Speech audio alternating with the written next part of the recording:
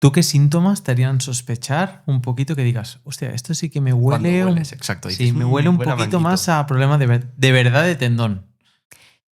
Pues normalmente en la historia que el paciente te cuenta ya hay como un factor clave que te pueda hacer pensar que realmente el dolor del paciente está relacionado con el tendón. Y es que lo más común en las lesiones de tendón o en los problemas de tendón es que se modifiquen el dolor, para bien o para mal, con el factor de carga, con el factor de carga externa en este caso, ¿vale? Que el dolor aumente cada vez que ese paciente va al gimnasio y hace determinados ejercicios y que luego cuando deje de ir al gimnasio y haga algo de reposo el dolor mejore, ese comportamiento ya te da una serie de características como más mecánicas, que es un dolor que responde mucho a factores de carga y el tendón va mucho por ahí. Además, el tendón suele generar respuestas de dolor con latencia. Eso quiere decir que a lo mejor tú estás entrenando y parece que bien, pero cuando acabas de entrenar al cabo de unas horas o al día siguiente, dices, hostia, es que no puedo levantar el brazo, es que me duele el hombro mucho más de lo que me dolía ayer cuando entrenaba, ¿no? Que parecía que todo iba bien. Ese típico comportamiento es el típico comportamiento del tendón. Es un comportamiento mecánico, pero que va muy relacionado con el nivel de actividad de cada persona. Luego puede haber como factores alrededor que te lo disparen con más facilidad, ¿eh? Por ejemplo, perfiles de pacientes con patologías inflamatorias de base o patologías autoinmunes de base que a lo mejor no han hecho grandes cambios en su nivel de actividad, pero donde a lo mejor un día ha faltado simplemente esto para detonar un dolor que se ha vuelto pues un dolor de difícil manejo. Y si cada vez que yo muevo el brazo me duele, si estoy en reposo mejora, ¿no? Pero es como mucho más fácil llegar a ese punto de irritabilidad alta o de dolor intenso que nos hace tener una mayor sensación de incapacidad para mover el brazo o hacer las actividades de la vida diaria. Pero son comportamientos que nosotros ya tenemos como muy, muy estudiados y cuando ya ves muchos, los ves venir, ¿Y ¿sabes? dónde suele doler?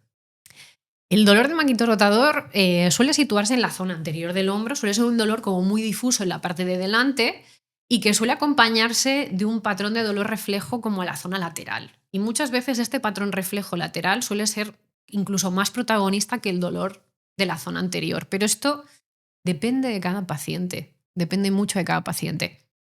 Hombre, es muy importante contextualizar a la persona, porque ahora mismo si miras en redes es lo típico de te duele aquí, es esto, te duele allí, es esto. Ya, sí, estos Y hay vídeos que ver un poquito. no los entiendo porque no expresan para nada la realidad Ojalá de fuera los tan fácil. problemas. Claro. Ojalá fuera tan fácil, pero Bueno, y realmente no lo es. desprestigian a los profesionales de la salud porque dicen, ay, mira, Sí. mira qué fácil y no lo saben. Sí, y además hay algo que la gente tiene que saber con respecto al dolor de hombro, y es que la región del hombro es una zona donde se reflejan dolores de todas partes. O sea, puedes tener un dolor de hombro que no sea de hombro, sea cervical.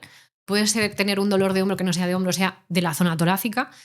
Dolor de nervio, dolor. Es decir, al final, una de las grandes complejidades que tiene valorar y tratar hombros es precisamente esa, que es una zona, al igual que puede ser la lumbar o la zona de la cadera, donde se cruzan muchos mapas de dolor de otras regiones, y por eso hay que tener muy claro que si una persona tiene dolor y es un dolor que no puede manejar y además le acompaña durante más de 1 o 2 meses, hay que valorarlo por parte de un profesional porque hay que intentar ver de dónde viene y si realmente es factible el tratamiento conservador o no lo es. Pero primero tener clara la fuente y a partir de ahí el tratamiento luego puede ser lo más sencillo de todo. Claro, es tan complejo que hasta Sí. el hígado puede dar dolor referido en el hombro.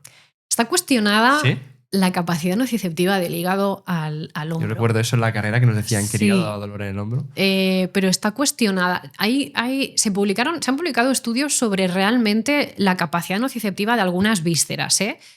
Pero yo sí que me he encontrado dolores de hombro de origen oncológico en la consulta, que evidentemente yo como fisioterapeuta no he tratado, pero como la fisioterapia a día de hoy es una disciplina sanitaria de primera instancia, donde los pacientes vienen sin haber pasado antes por un chequeo médico, los fisioterapeutas tenemos la necesidad de estar muy formados en valoración y razonamiento y ser como también un punto de cribaje de entrada por si ese paciente luego tiene que ser derivado a otro profesional de la salud.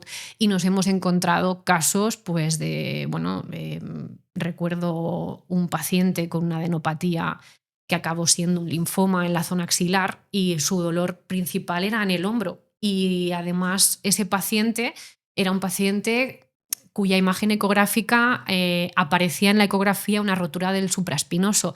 ¿Cuál fue el punto clave en este paciente? El comportamiento del dolor. Si antes hemos hablado un poquito de cómo esperamos que se comporte el tendón, el dolor relacionado con un daño estructural en un tendón, en este paciente el comportamiento de dolor que tenía no cuadraba en absoluto con un dolor tendinoso. Además, era un dolor que despertaba por la noche, era un dolor que le obligaba a salir de la cama y a estarse a las 3 de la mañana, ¿no? Una de las cosas que más nos llama la atención de los dolores de origen tumoral es lo que llaman el ritmo circadiano, ¿no? Que es como que siempre aparece el dolor en el mismo momento del día. Y este paciente comentaba que cada día sobre las 2 o 3 de la mañana se tenía que levantar de la cama por el dolor que tenía y se tenía que sentar en la mesa de la cocina un rato hasta que ese dolor parecía que se le pasaba para volverse a dormir. Esto no es nada típico de un dolor tendinoso, evidentemente. Entonces, claro, nosotros ahí no podemos pensar nada más que aquí hay algo que no me cuadra, hay que derivar a este paciente y ver qué es lo que realmente está pasando. Eso entre otras cosas que nos contó, ¿vale? Pero para poner un ejemplo de lo que hablábamos antes. Y acabó siendo un linfoma cuyo ganglio centinela estaba en la zona axilar. Y como estos, pues otros tantos que por desgracia llegan a consulta. No es agradable, pero es nuestra función también saber cribarlo.